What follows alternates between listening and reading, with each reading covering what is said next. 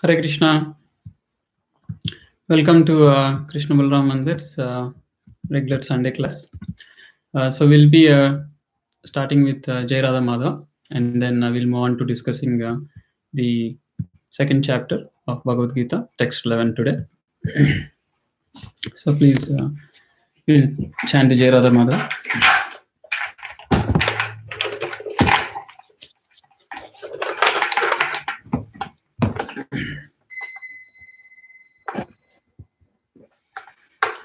Jayo Radha Madhava Kunja Vihari Radha Madhava Kunja Vihari Jayo Radha Madhava Kunja Vihari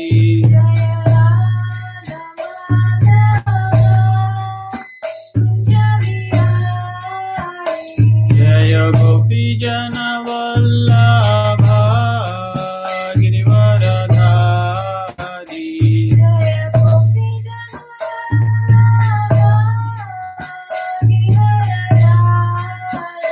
Jaya Gopi Jana Vallabha Girivaradhari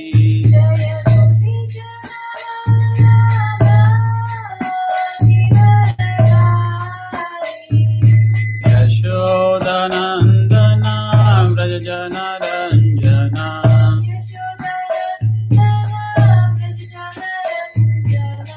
Yashodanandana Vrajajana Ranjana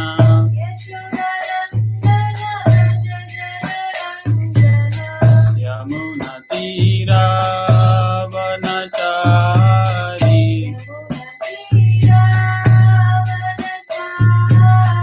Yamuna Tira Vanachari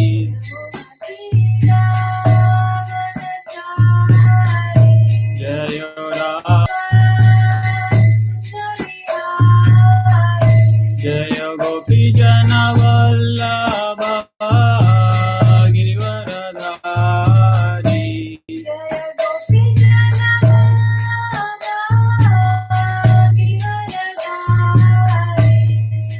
Yashodanandana Vrajajana Ranjana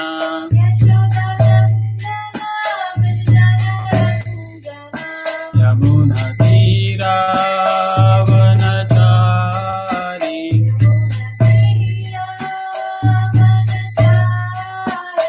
Jaya Radha Madhava Kunja Vihari Radha Madhava Kunja Vihari Jaya Radha Madhava Kunja Vihari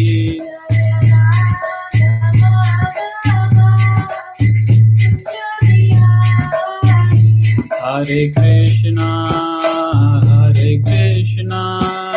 Krishna Krishna, Hare Hare, Hare Rama, Rama Rama, Hare Hare.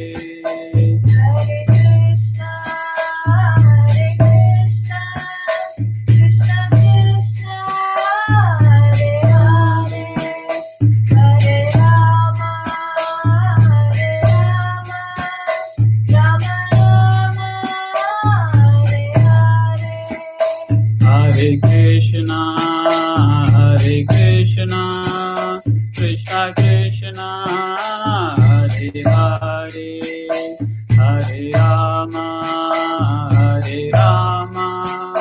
Rama Rama, Hare Hare.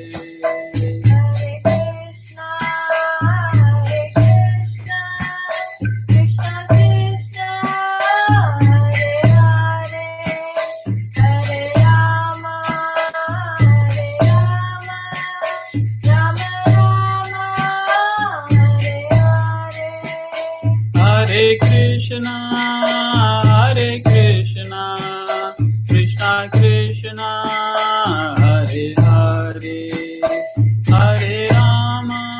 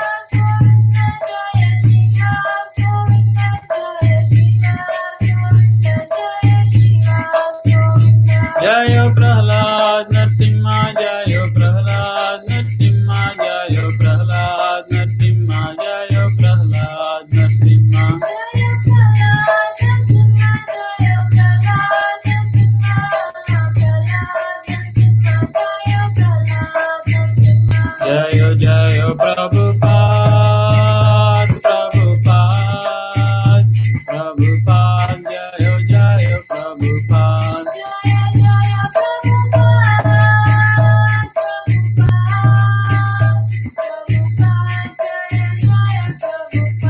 Nittai Gaura Hari Bol, Hari Bol, Hari Bol, Nittai Gaura Hari Bol.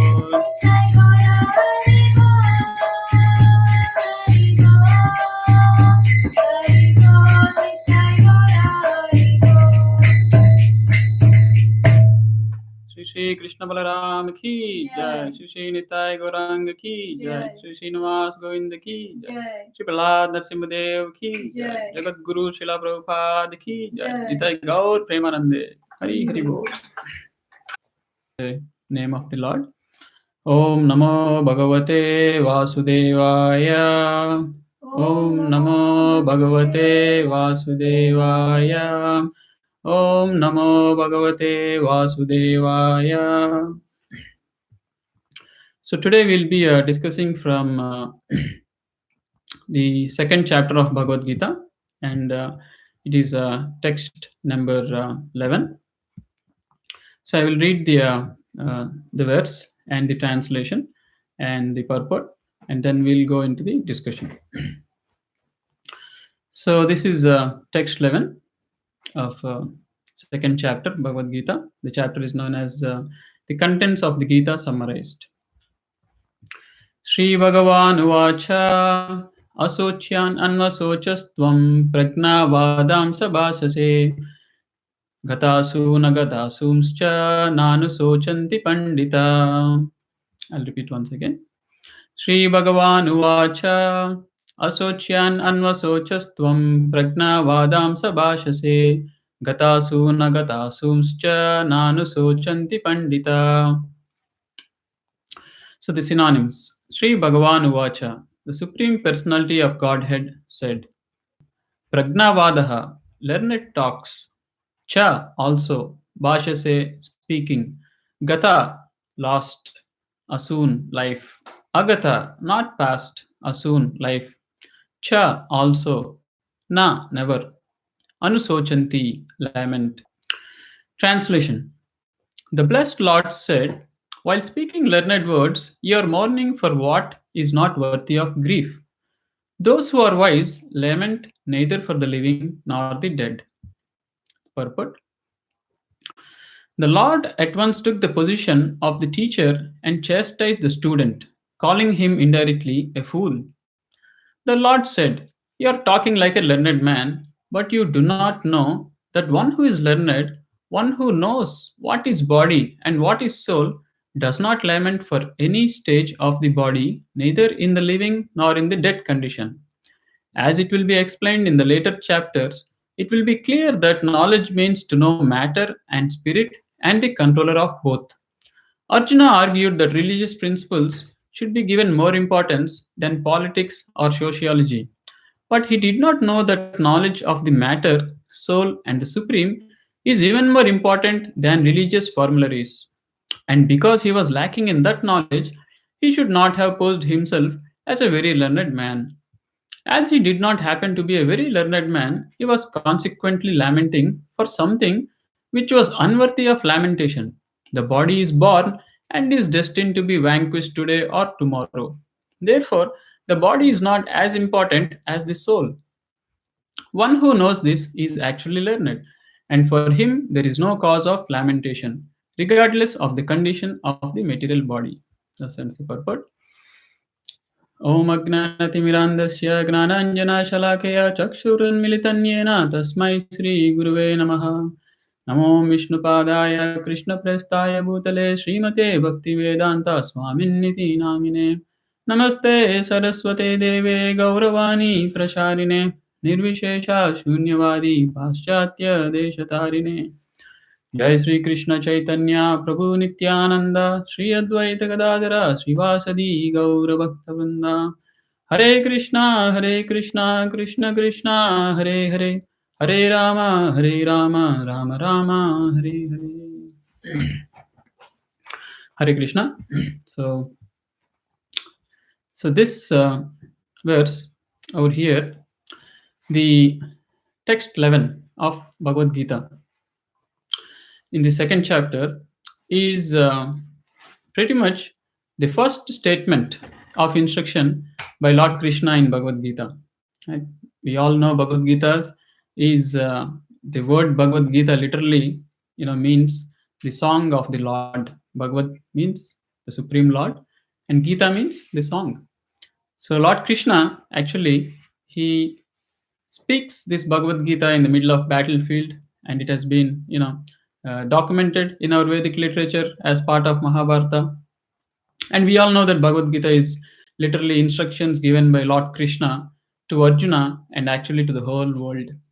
Srila Prabhupada explains there is a reason Krishna spoke this Bhagavad Gita in the battlefield. That is because it is not only Arjuna, but Krishna wanted everyone to know about this knowledge in the battlefield and literally in the midst of the battlefield. So it doesn't matter one is on the side of the Pandavas or on the side of the Kauravas, everyone deserves to know this knowledge, and this knowledge is for everybody. And this 11 text 11 of second chapter is pretty much the beginning of instructions of Bhagavad Gita. So what all happened till now? We are in the second chapter 11th verse. So what all happened? There was the first chapter, there was a lot of discussions in Bhagavad Gita. The first chapter is known as the observing the armies on the battlefield of Kurukshetra, and the second chapter has begun. So very quick context, what happened so far, right? And what is it that prompted Krishna, to start giving instruction to Arjuna? And what is it that prompted him to start with this particular instruction, right?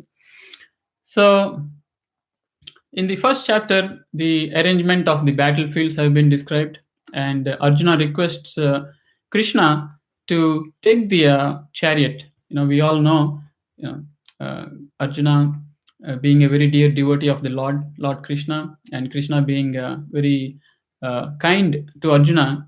He says that he would not take part in the battlefield. He would not take any weapons. He would not fight. So Krishna was known to be even from material point of view, he was the best warrior in the history. Until that time, there was never a time where Krishna lost any battle. He had a very huge army, the Narayani Sena, and there was this pastime which many of you might be aware, where Duryodhana and Krishna both go to participate. I'm not going to take any weapons, but my Narayani Sena is there. It's Narayani Sena is a very huge, humongous army. Arjuna opted for Krishna. Anyway, Krishna was not going to fight, so he goes for the Narayani Sena. But then Krishna, out of his kindness, says, "Well, Arjuna, you picked me as the role of a chariot driver. It's a very low role, right? It is actually a role of a Shudra, the chariot driver. Is not a very great position. But Krishna, out of kindness for his devotee, who was actually, the king of Dwaraka, he is the Lord of the entire universe. Even, at that time, even if you consider materially, Dwarka was one of the most opulent, place, and Lord Krishna was the king of Dwarka, but he took the role of a chariot driver. And Arjuna requests Krishna, "Okay, Krishna, now that we are here in the battlefield, I want to see, whom am I going to fight with? So please take me towards the midst of the battlefield." And Krishna drives the chariot. Arjuna goes closer to in between both the armies, and then he sees all his own people. And Arjuna, being a very kind and compassionate soul, and being a devotee of the Lord, one of the quality of devotee is compassionate.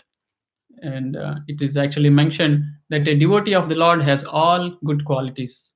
Yesterday also we were discussing Yasyasti Bhakti Bhagavati Akinchana Sarvai Gunair Tatra Samasate Sura. Yasyasti Bhakti Bhagavati Akinchana. One who has unflinching faith and devotion to the Lord, Sarvai Gunai Tatra Samasate Sura. All the great qualities of the demigods are actually manifested in the devotee. Right? So the demigods, the devatas, are also none other than the devotees of the Lord. They're working directly under the instruction of the Lord to manage this material creation. And Arjuna, being a devotee, actually he had all the good qualities one can even imagine at all. Right? And out of those good qualities, he had a lot of compassion.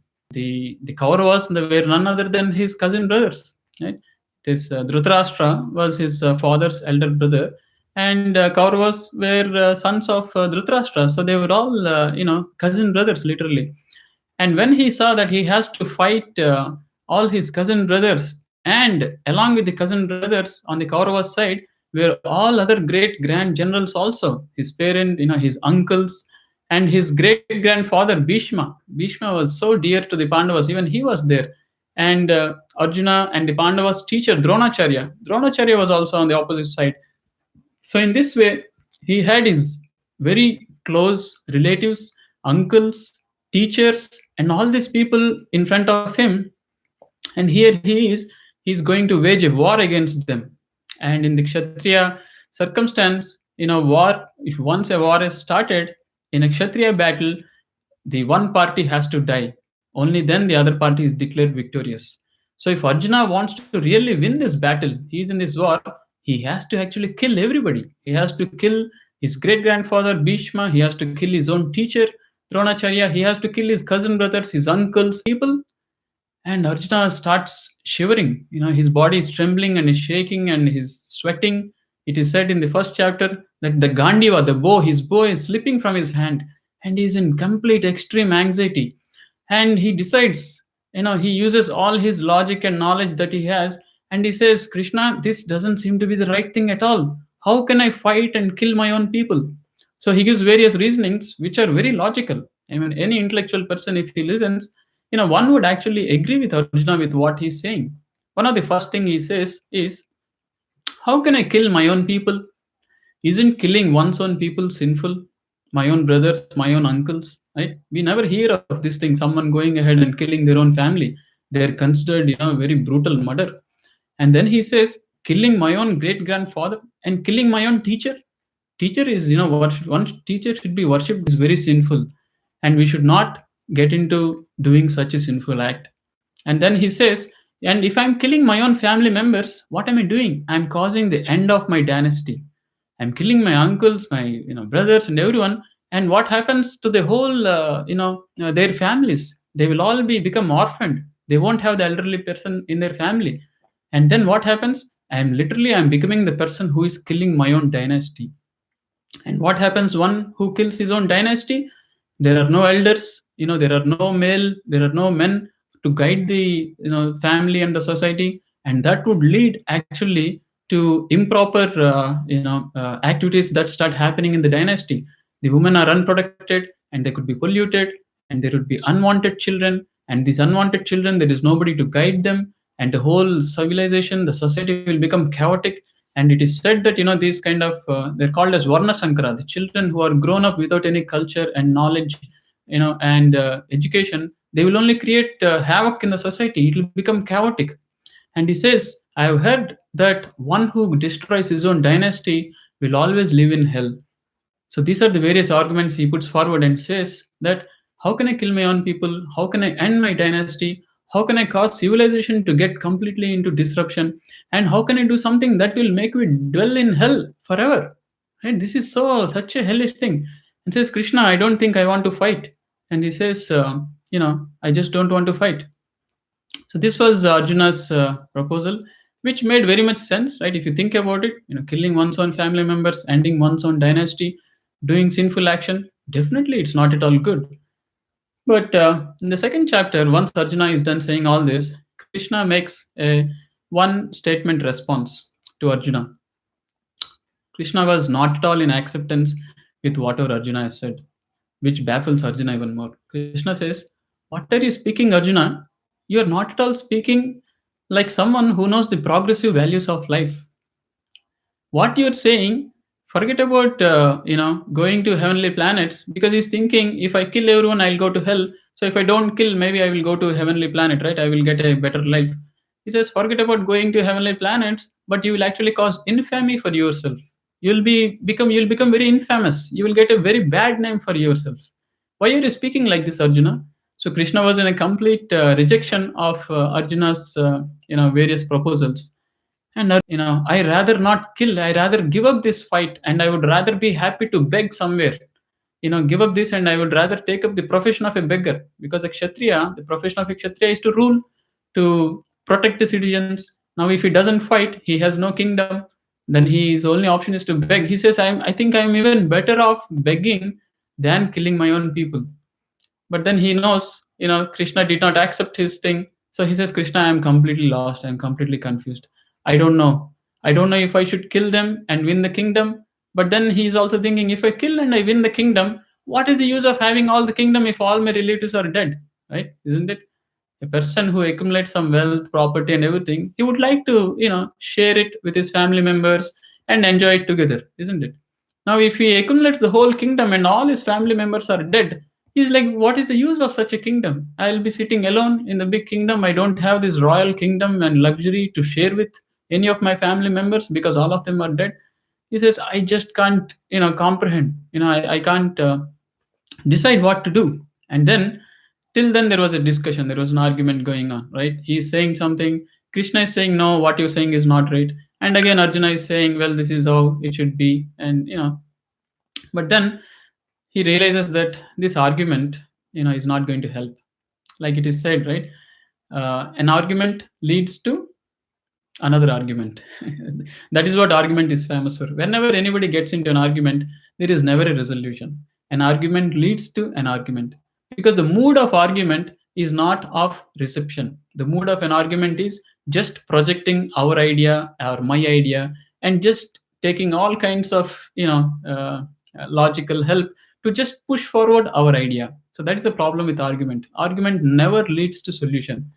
So he realizes that I'm just arguing with Krishna here and I myself am lost. So he actually submits to Krishna. In the seventh verse, he says, Sishyasteham swabhiman tvam prapannam. He says, Shishyasteham, I now I am becoming your disciple, Krishna. I am completely lost. I am surrendering unto you. Swabhiman tvam prapannam. Please instruct me. So here is where Arjuna stops his argumentative mood of putting forward various logical arguments. And then he says, now, Krishna, I am surrendering unto you. Now you please instruct me. So here the tone changes. Till now, Arjuna and Krishna were in a friendly terms. Even from the situation, they had a family relationship. Krishna's father, Vasudev's sister, Kunti Devi's son is Arjuna. So they're like cousin brothers. So there was a friendly relationship, right? Like in between cousins. But then the situation has changed. Arjuna realized that his friendly relationship and his argument is not leading him anywhere.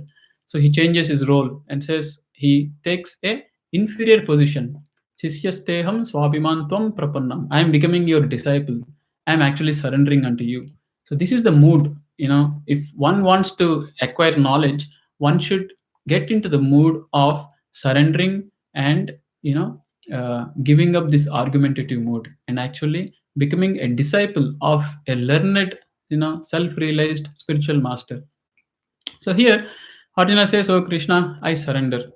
And the first response, once Arjuna surrendered from Krishna, is this. What he says? He actually chastises him.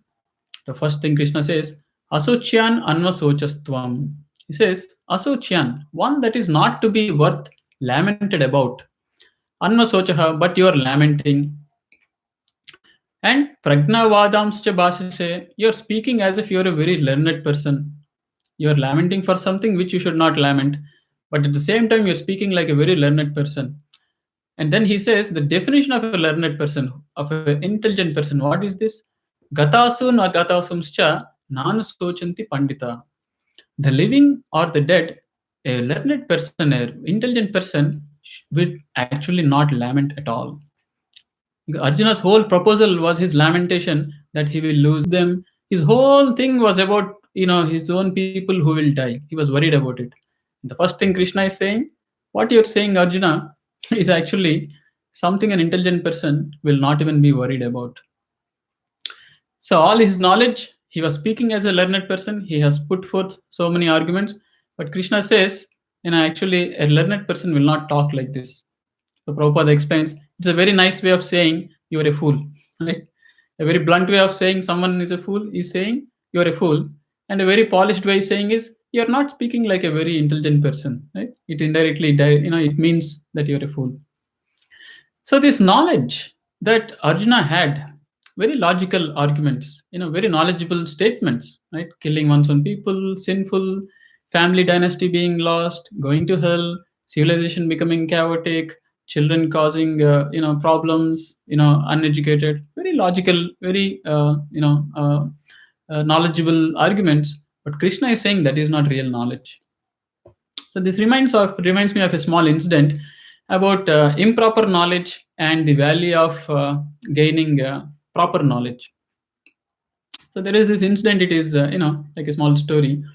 So there is this music teacher. There's a piano music teacher, and two parents, they take their children to the music teacher to get them taught, get them learned in piano. They want the children to go to the piano teacher, and they want the children to learn piano from this piano teacher.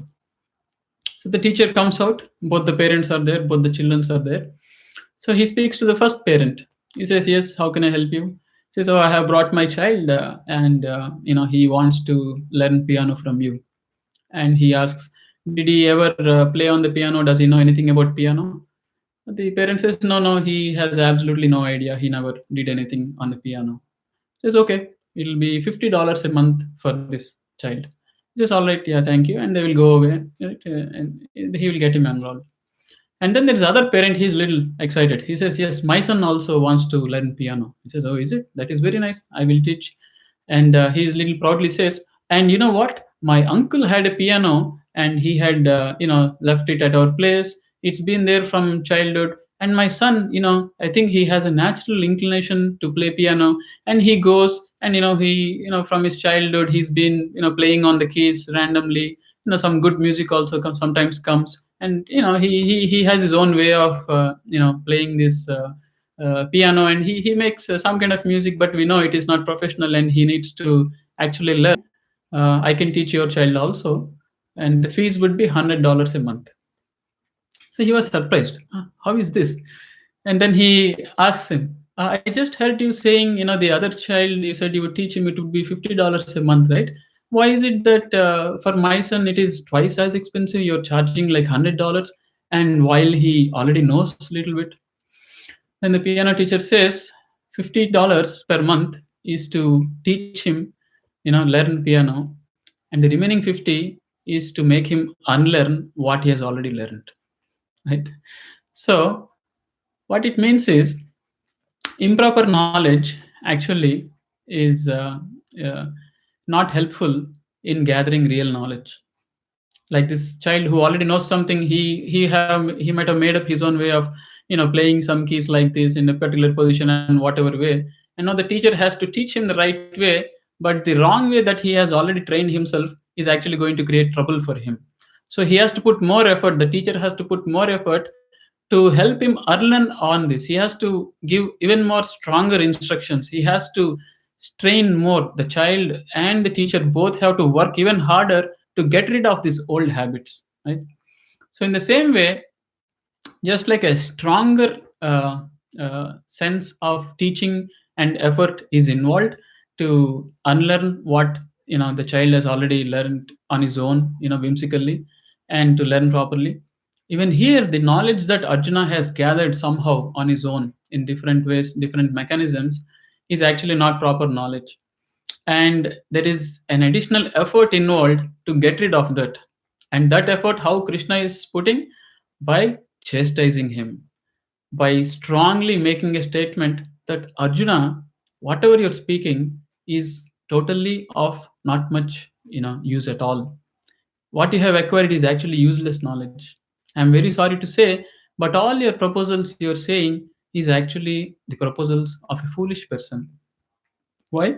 Because an intelligent person, because your whole concern is about these people, your family members, that they're all there on the opposite side of the army, and if they all die, oh, it is all going to be very bad. He says this is actually very foolish proposal. A knowledgeable person doesn't at all speak like this. And then what is the knowledgeable person's position? Knowledgeable person, an intelligent person, gatasun agatasumscha nana sochanti. He does not lament for the living nor the dead. So this is very, interesting statement that Krishna is making. This is completely contradicting everything that Arjuna's whole argument was based on the fact that his people will die, his people will die. And Krishna is saying, you're talking about death. An intelligent person does not even worry about it. There is a very nice statement where this nature of understanding is actually condemned. What is it? That the living or the dead, right, are considering the Atma, considering oneself, considering a person as the body, right? What does living or dead apply to? It applies to the body, right? And if one considers, or one is in the bodily platform, if one thinks, if one, in the body he's living, or the body is gone, a person is dead, that means he's totally on the bodily platform. He's thinking life is nothing but a living body, and death is a body is dead. So if loss of body is death, loss of body is loss of life, loss of body means life does not exist. So that kind of understanding actually is condemned very much. That is not at all correct understanding. Why is it so? What is that verse in Bhagavatam? It says, Yasvatma buddhi kunapetri dhatuke. Yasyatma buddhi. Yes, Atma buddhi means oneself who understands. Buddhi means the intelligence. One who thinks that himself, Yasyatma buddhi, kunapetri dhatuke. Kunape means the bag. Actually, it is a kunape means it's a bag.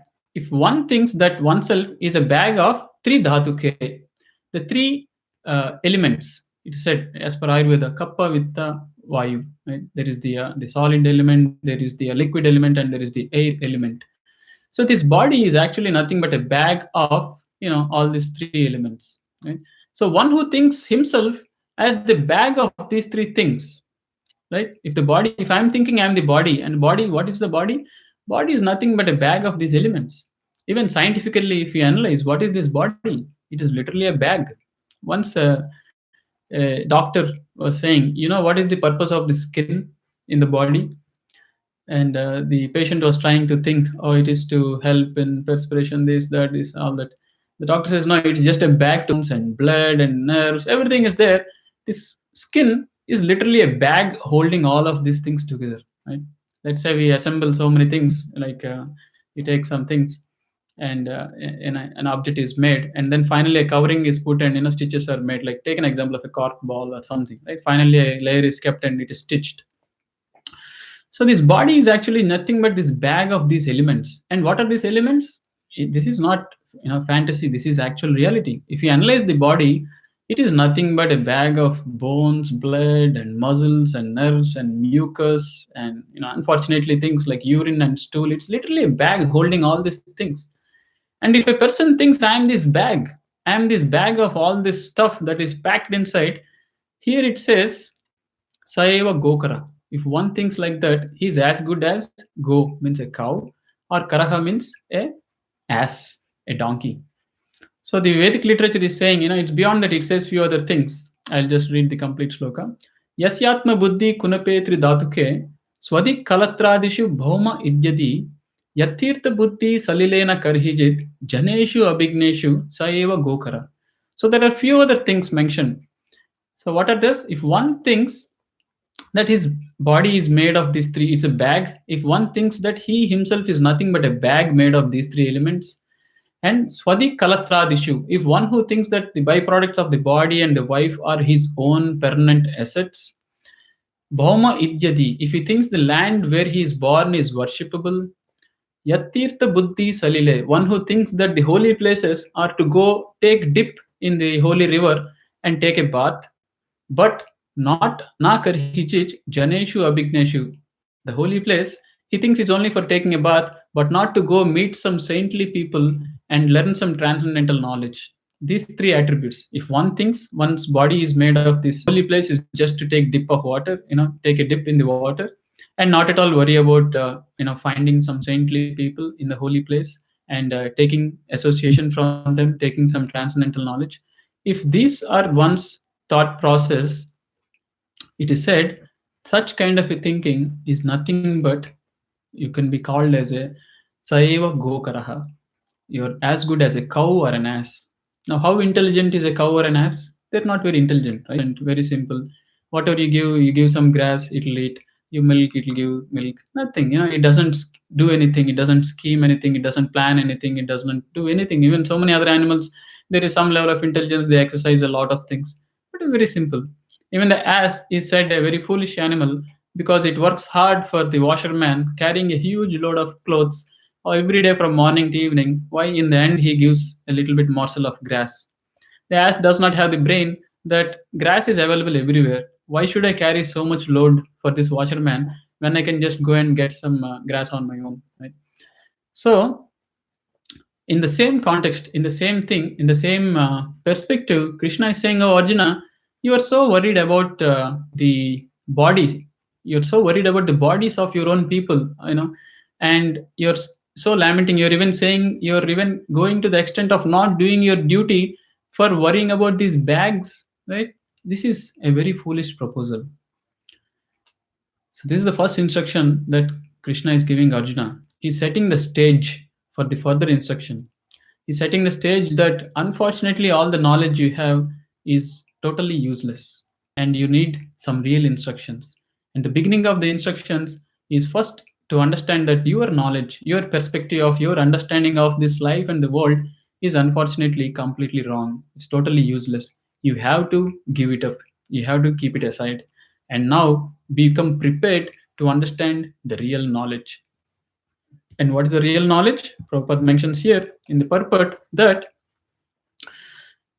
he does not know that the knowledge of matter, soul, and the supreme is even more important. So this knowledge is missing.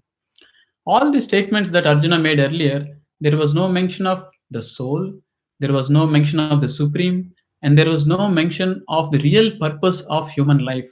There was only concern about these bodies, his family members, and they will die, and if they die, it's all disappointing. Oh, I might go to hell.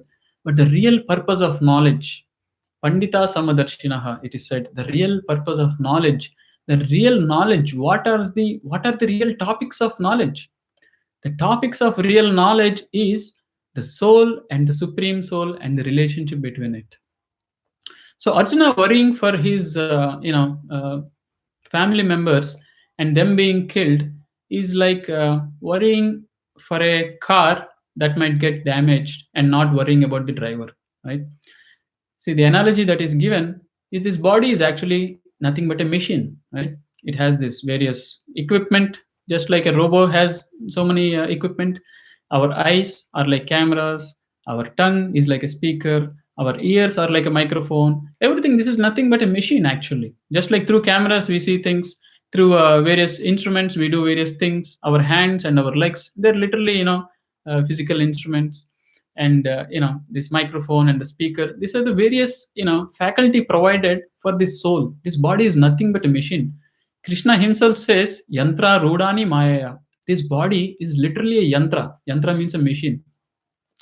And a perfect analogy to understand this is like a car and a driver.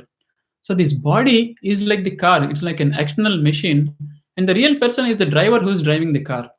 Now, for example, if there's a car accident and the car got hit and everything, and somebody observed this, that a car accident happened, and immediately he takes his dealing company and he says, "Oh, please come here. There's a car accident. I see that the glass is broken. I see that the door is bent. I see that the tire has gone bad. Immediately, please bring all these things and let's fix it." And he brings all of them, and the driver is actually inside and bleeding and he's suffering, and he's not at all worried about the driver. He's just trying to fix the car. Now, anybody who would observe him, what would they say? "Hey, are you foolish? You're worried about the car. It's just a machine." We know car has its importance, but it is not more important than the driver who is inside. He is the real person. You should help him, not call all these people to fix the car. You should try to find something that can help the driver, right? And they will say, "Look at him, he's bleeding. Look at him, he's fallen unconscious. You should call 911. You should call the ambulance. You should call the doctors, not these vehicle mechanics, right?" Isn't it completely insane to be worried about the car and not at all worried about the driver who got injured inside? In the same way, Arjuna's proposal was very much like that. "Oh, Krishna, all these people will die, their bodies will be damaged. I think we should not do this." But he has completely forgotten that they are not this body, but they are the soul within. Right? So, Prabhupada in the purport, he says that the body is born and destined to be vanquished today or tomorrow. Therefore, the body is not important as the soul. Just like in a car accident, the car is destined, right? to work for a few years, and then it will be totaled and it will be thrown in, the garbage, what is it called, the junkyard, right? But the person, the driver is important. He should be saved. If the driver is safe, he can drive another car, right? In the same way, the body is not what is important. The soul is important. And in today's day-to-day world, there are so many, articles, magazines, videos, everything, all the media around us. For a physically health conscious person, they all talk about the body, starting from the head to the toe. If your hair is falling, oh, you should use so and so treatment for the hair to grow. If your skin is wrinkling, oh, you should use this anti-aging, you should use this kind of creams and things. And if your bones are weak, oh, you should do this, that, make your bones stronger. If your health is weak, you should exercise daily, you should do this, you should do that, you should maintain the body. And if your digestive system is having problem, you should do this thing, you should do that. Every kind of bodily problem, there are so many kinds of discussions and articles, and so much knowledge being spent all around to take care of the body. But what about the soul within? Everything that is applicable to the body is unfortunately not at all applicable to the soul. Just like when the driver in the accident is injured, all the auto repair mechanical companies, the collision company, their tools, their equipment, none of them is actually can heal the person. You can't use screws, nuts and bolts to fix a person. You need a completely different kind of help. That has to be the doctors who can have supply of blood, who can have injections, who can have medicines, who can have ointment. The treatment for the driver is completely different than the treatment for the car. And in today's day-to-day world, all around us that is going on is only the treatment for the body. There is no treatment for the soul. And all the treatment that is applicable to the body does not actually heal the soul. The soul deep within is what is going to be facing different kinds of problems. So then how do we heal the soul? We have to understand what the soul is so that we can understand how to heal the soul. One could raise a question, well, does the soul really need healing? Isn't it all fine? No. If the soul requires a lot of healing, because there is a lot of disappointment and anxiety and stress and miseries and difficulties, these are all being faced by the soul. Everywhere in the world, if everybody is very happy, jolly and joyous and very happy and blissful, we don't need to discuss Bhagavad Gita anymore. But no, nobody is happy and joyful and blissful. Today, in this time and age, it's March 29, 2020, what is happening? Whole world is in a lockdown. How many people are happy? How many people are joyous? How many people are blissful? You can rarely find even a single person. Somebody who is affected with coronavirus is suffering with the coronavirus. His people, his family members are suffering. They're in anxiety. We don't know whether this person will survive or not. And those who don't have coronavirus, they're in anxiety. I might get coronavirus. What will happen if I get, if my children get, my parents get? Everybody is in anxiety. Why? Because the whole modern civilization has only worked around treating this body, and they have forgotten about the soul. What is it that is causing anxiety to the soul? Today's example is a perfect example. Why is everybody anxious? It's about death. We don't want to die. We feel bad when we hear the death count. Oh, the current count, 30,000 people died. We feel so bad. Oh, all these people died. So much suffering they might have gone through. All their family members are going through so much suffering. And if it happens to me, even I will suffer. So what does that mean? We don't want death. That is the real problem of the soul. The problem of the soul is not hair fall or wrinkled skin or weak bones or weak muscles or weak digestive system or anything. The problem of the soul is death. We don't want to die. And nobody is solving that. And how do we solve it? This knowledge is available from the supreme source, Krishna. How do we solve this problem? It is said, we are all part and parcel of Krishna. To solve, just like the car and the driver accident, we have to understand what is the nature of the driver to solve the problem of the driver. He is a physical living species. He needs a doctor and different kinds of treatment. Car is a mechanical, completely made of metal and glass and plastic. It requires different treatment. So we have to understand the nature of the soul to solve and heal the soul, to solve the problems of the soul. And soul is not at all anything like the body. It is nothing matter. It's completely spiritual. Krishna says in Bhagavad Gita, Mame Vamsha Jiva Loke Jiva Bhuta Sanatanaha. The soul is actually an amsha, a part of Supreme God. And what is it? It is not at all material. It is completely spiritual. Then what is the characteristics of the spiritual? That is also mentioned in Sri Brahma Samhita. Lord Brahma mentions what is the characteristic of the Supreme Soul, the Supreme Lord. He says, Ishvara Parama Krishna Satchit Ananda Vigraha. The nature, the characteristic of the soul is Sat Chit Ananda. Sat means eternal. Chit means full of knowledge. Ananda means full of bliss. So this is the real nature of soul. But what is the current position of the soul? The soul is stuck within the body, which is asat, which is temporary. That is why there is so much anxiety. Whenever there is a discussion of death, there is so much pain. We don't want to go through death. Why? Because the soul is actually eternal. So this is the real problem we should solve. We should solve death. And chit, full of knowledge, is the actual nature of soul, but our current position is we are in full of ignorance. We don't know where we came from. We don't know what will happen after death. We don't know why our body is working the way it's working. We don't know why good things sometimes happen to bad people. We don't know why bad things happen to good people. We are in total ignorance. But the nature of the soul is to be in complete knowledge. And this total ignorance is constantly causing us frustration. We can't understand why various things are happening the way they're happening in this world. We don't understand why this coronavirus has come, why the whole life has been disrupted, why everybody is in so much anxiety. We don't understand. But the nature of the soul is to be in complete knowledge. That is what is causing us anxiety. And Satchit Ananda. Ananda is the third attribute, characteristic of the soul. That means to always be blissful. But we are stuck in this material body, which is not at all blissful. The body is constantly causing miseries. We become old, we get diseased, we get so many kinds of health issues. A small thing not taken care properly even once, you can get in a deep trouble. Right? They're saying you should wash hand every time you touch anything. If once you forget to wash hand and you touch something that is contaminated and you touch your face or something, you could get contaminated. So there is so much anxiety. We are completely in Nirananda. So the nature of the soul is Satchit Ananda. And here is where the treatment, the solution should begin. Not treating the body. How do I treat the soul? How do I make sure? Currently, the soul is stuck in a situation where it is in Asat, temporary, Achit, full of ignorance, and Nirananda, and full of misery.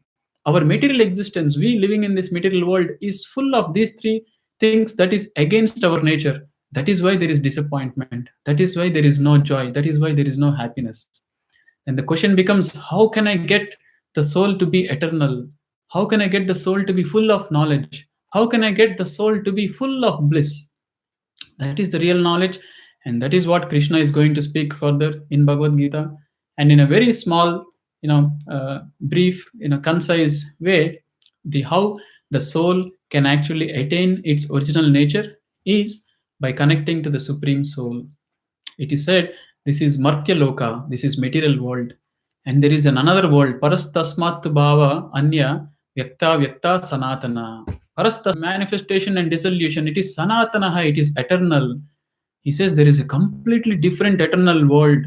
Yet Gatvana Nivartante Tad Dhamam Paramam Mama. Once you come to that world, you will never come back to this material world, and that is my abode. Krishna is saying there is a completely different sphere of existence. You're all living in this material world. There is a completely different sphere, and where there is no birth, death, old age, and disease. And Krishna is known as Vaikuntanatha, right? We know Vaikunteshwara. We all celebrate Vaikunta Ekadashi. What does that mean? The Lord of Vaikunta. Vaikunta means where there is no anxiety, and that is where the Lord resides, and that is where we also originally belong. And our aim of life is to get out of this material existence, which is filled with all these kinds of anxieties which we're experiencing now in the day-to-day life, and to transfer ourselves into a different world, that is the spiritual world. Just like people, if they're living in a very, not very comfortable circumstance, they work hard to move out of it to go to a better circumstance, right? Let's say you take an apartment in a very bad neighborhood, there is crime and fight and quarrels always going on.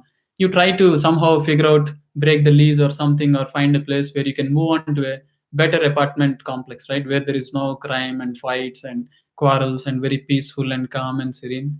In the same way, we need to transfer the world, not just a location. We have to transfer from this material world into the spiritual world, and that is called as Vaikuntha Dhama. And the process of going from here to there is called as yoga. Yoga means to connect, to link. We got unlinked, we got dislinked from the Supreme Lord, and we have to link ourselves back to the Supreme Lord, and that is called yoga. And of all the different kinds of yoga, the Bhakti yoga is the topmost yoga. That again Krishna says in Bhagavad Gita. This is not something we are making up. Krishna says, Yoginam api sarvesham, of all the kind of yogi, Madgata antaratmana, Shraddhavan bhajate yomam, one who thinks of me, and Shraddhavan bhajate, bhakti, one who worships me, Same yuktatamamadaha, he is the topmost yogi.